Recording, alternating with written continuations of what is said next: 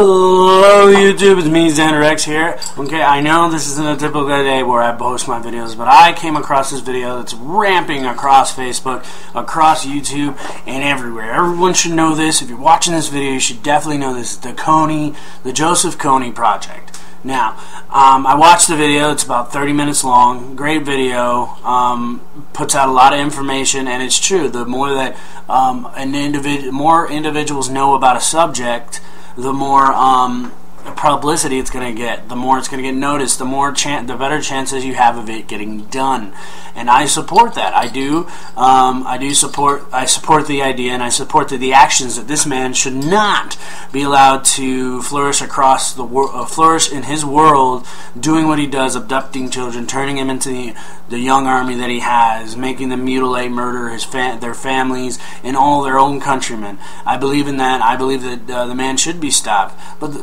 I do support it, but you're not going to see me, and don't take this the wrong way. I know plenty of you are going to. I don't support it in a way to where I should post it on my Facebook or my YouTube. And here's why. Because don't get me wrong, I was in the military, and I served, and I did my time, and a lot of people hated me for it because the whole war, the whole baby killer, blah, blah, blah.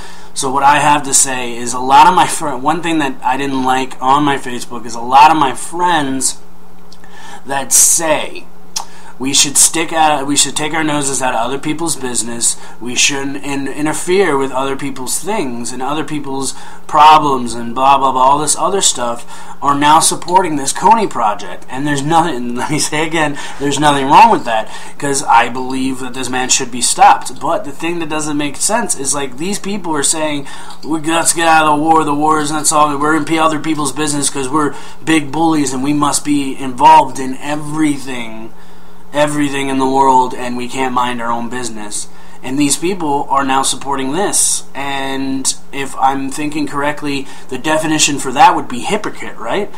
Because they're saying one thing and doing another, or now they're saying one thing and saying another, or whichever way you want to take it. And I think that if a country, like I've always been, if a country can't support itself and defend itself, we should be able to help it. I mean, truly defend itself. Like, obviously, the citizens of Iraq could not defend themselves against an army that was trained by us. And obviously, the citizens of Iraq could not defend themselves by an army that was trained and had been killing pretty much their whole lives.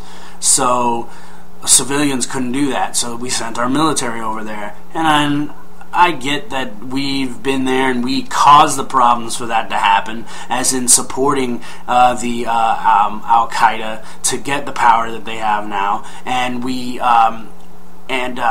so Saddam Hussein, the guy, in Iraq, was a CIA informant towards the man who was the president and the owner and the dictator, blah, blah, whatever you want to use, of Iraq. And we helped him using his information to give him the power. And then we turned on him because he went against us and decided he wanted to go kill billions and hundreds of thousands of people. And don't get me wrong, I obviously didn't agree on that because I joined the military and I did my time. But I'm just not getting that my friends that were against me they were supporting me because they didn't want me to die and they didn't want me to get hurt and all that stuff. They supported me, but they didn't support the idea of the government that I was fighting. And they were like, oh, we shouldn't be there. We should stop sticking our nose in other people's business, blah, blah, blah. But doesn't that include an African country in Uganda that can't fight off their own rebel force? They have an army. And yeah, they obviously don't have the training to take out a rebel group. This rebel group doesn't have the training to take out an army. But we come in because we see that there's a problem and we must fix it. Isn't that the same thing we did in Iraq? So what's going to happen? What I predict is going to happen, just like it did in Iraq and Afghanistan, is right now everyone's going to be support this idea, and nothing wrong with that. I believe in this idea, and I'll believe it until the time the guy is arrested, killed, or tried for his crimes. But that's me. I will stick to it. I will not turn my back on the idea.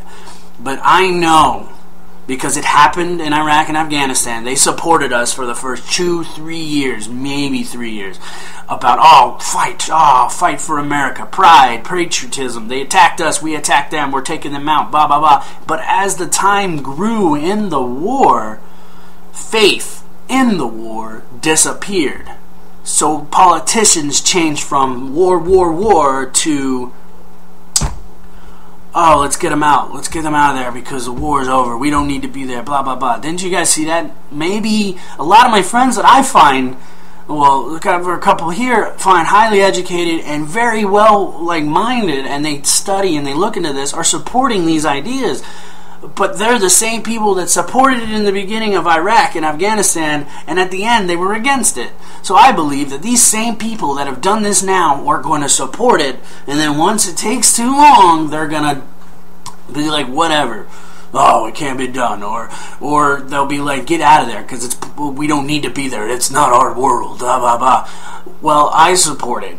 I support the KONY Project, but you know what? I will support it till it's done. I will not change my mind if it takes 20 years. I will not change my mind if it takes 15. I will not change my mind if I'm dead and then it finally happens. I won't change my mind, and that's the way I am. But I know a majority of the people probably supporting this were probably the same people who supported the war in Iraq and Afghanistan. Then when the time took too long, or when the death toll, I know we're not there to fight, but when the death toll got too high, or when, it was basically time. Forget about the death toll of American soldiers, American Marines, American Navy personnel, Air Force personnel, Special Forces, forget all that. Talk about time. And slowly, as time ticked by, people started going against the war. And look where we are now. We're getting rid of it, and it's all done, but the war is done. That's why I believe we should be gone, because our war is done. We got Osama bin Laden. We got, what's his name? I can't remember his name. What was his name? I can't remember his name for some reason. Wow, I just had a major brain fart.